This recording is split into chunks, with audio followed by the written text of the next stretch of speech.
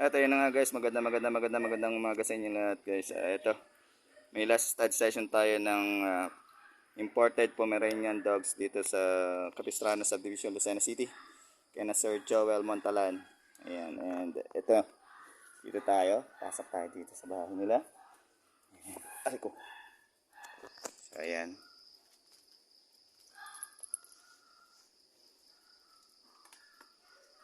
Okay. Pasok tayo sa bahay nila. Pasok tayo dito guys. Ayan, bukas na. Ayan. Ayan. Bukas muna natin yung door.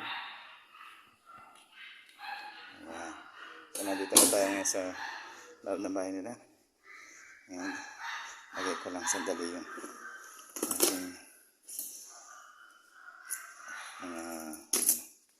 sir. Good morning sir. Morning. Ayan. So balik tayo guys. So ito guys, nandito na tayo ngayon sa salas. Ayan. Siyempre ito, Sir Joel. Good morning po. Ayan. Ito yung kanyang female dogs na si Olive. Ayan. So mamaya interviewin natin si Sir. Okay, so babalik kami guys. And ito naman yung male stud. Ayan, sa mga gusto magpa-stud ng imported line, ayan. Ayan, si Teddy. PM nyo lang si Sir Joel. Ayan, so si Teddy yan. So, ito po ay natural shoot, natural hand lock. So, ayan, babalik kami guys, i-shoot na namin. Ayan, oh. Kukulit eh, no? Ayan. At ayun na nga guys, natapos na tayo sa stud session ng ating mga imported Pomeranian dogs ni Sir Joel Montalan. Montalan, ayan. Ngayon kasama naman natin si Sir Joel para sa kanyang interview. Konting interview lang po. Ayan, good morning Sir Joel. And sir, konting lang po tayo ng mga history ng inyong Pomeranian dogs. Bakit po Pomeranian na napili nyo na i-breed? Well,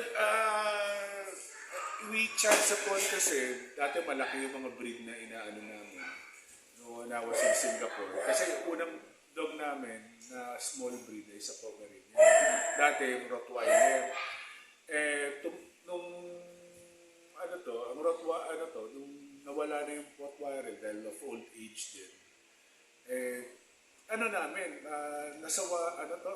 Nalungkot kami kaya we charge po na Pomeranian na binibenta. And doon namin napansin, ang Pomeranian pala, compared sa large breed is, low maintenance. Apo. Saka napakatalino. Napakatalino siya. And ano po yung pinagkaiba ng Pomeranian sa iba nyong mga naging aso? Yun nga, siya, very smart, and para silang tao. Then, sabi nga nila, ang Pomeranian hindi niya alam na maliit siya. Yung personality niya is a large breed which comes in a small package nga. Tapos, yun ang maganda sa Pomeranian. Matandain sila. So, once na may nangyari na they will remember. Katulad, schedule nga. Pag nagbibigay ka ng treat at this time of day, alam na nila nag-expect yung mga yan. They're very smart sila. And ilang taon na po kayo nag-aalaga ng Pomeranian dogs? We started, doon sa una namin po, since 2012. Yung isa lang yun. Pero yung pag-uwi ko namin dito, noong 2017, 2018, doon kami nag-start. Ngayon, naman kami, small scale lang naman, hindi na kami kumbaga pure love lang talaga sa breed ng namin. Any tips, advice po para sa mga gustong mag-alaga ng Pomeranian dogs? Okay. Kung gusto niyo ng any tips, is talagang pagmamahal lang talaga sa mga aso. Hindi yung don't think about yung monetary return. No? Sabi ko, kung maganda ang alaga mo at mahal mo sila, saka na lang darating ano yun. Saka na lang yung susunod na yung pera. Pero kung kasi marami akong nakikilala na talagang gusto lang talaga kumita. Eh nakakaawa medyo nakakaawa naman kasi sa mga aso. Kundi mas makita mo yung condition sila. Saka very prone sila sa heat. Kaya lahat ng mga aso ko naka-aircon. Pero pinapahinga mo naman dahil sabi mahal sa kuryente. Pero naka-aircon sila. So, pag nagbebenta ako ng puppy, pinipili ko din kung sino kung saan mapupunta. Kung ikukulong lang, hindi na, sabi ko. Kaya muna ka sabi, nung una yung pagmamahal nga. Kaya, yun. Saka, kung gusto mo ng quality talaga, you have to invest din sa lalo ko important. Kasi pag yung let's say kay Gordon, sinasabi na nila, bakit hindi katulad nung pag lumalabas ang puppy? Hindi katulad. kasi naman si Gordon lang naman yung kalahati ng equation yung female mo din, sabi ko. Kung gusto mo ng invest ka rin sa magandang female para makuha mo. Ngayon, ito lang isa sa matagal ko sinasabi sa mga nagpapastad sa akin. Hindi lang naman yung nakikita mong parents ang inaano mo. Ang inaano ba yung pedigree, Opo. yung mga ninuno nun. Katulad right now, apo nung magandang stud ko, yung breeding. Abay, lumabas yung sa lolo.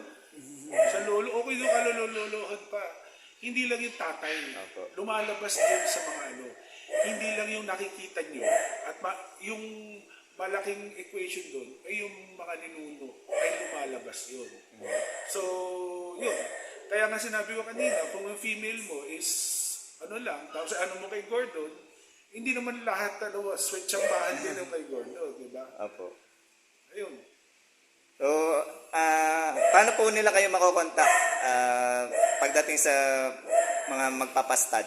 Bali, sa Facebook, Joel Montalan, yun na nga, message nyo ko. Or at my number, 0956-312-0847 sa cell ko. Opo. Yun na. Ayan. Thank you so much, sir, sa tiwala nyo sa akin bilang shooter ng inyong mga dogs. And, ayun, message nyo lang si Sir Joel para sa stud service ni Gordon at ng iba pa niya mga dogs. Maraming salamat po ulit, sir. And Merry Christmas. Merry Christmas. Thank you. So, yun nga guys. Ito, nandito tayo sa room ng mga Pomeranian dogs. Ayan. Ito, isa-isahin natin sila. Ito si Gordon. Ayan. Magandang imported line.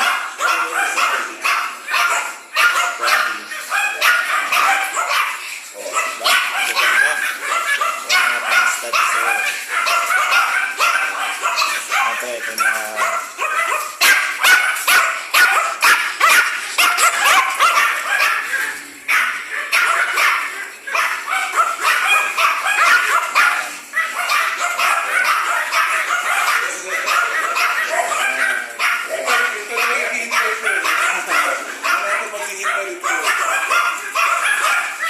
ayan, female dogs ni sir. Ayan.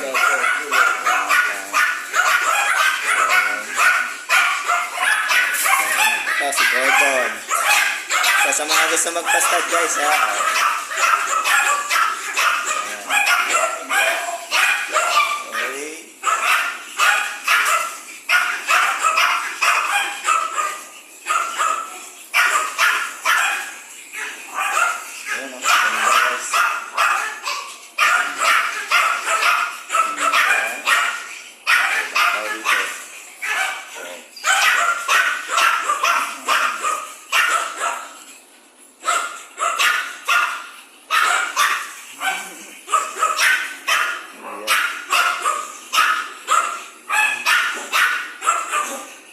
that's it for now guys. Kung nagustuhan nyo yung vlog na ito, please like, comment, and follow my FB Reels and subscribe my YouTube channel, Alex Reyes, para updated kayo sa mga happening sa mga vlog na mga edit.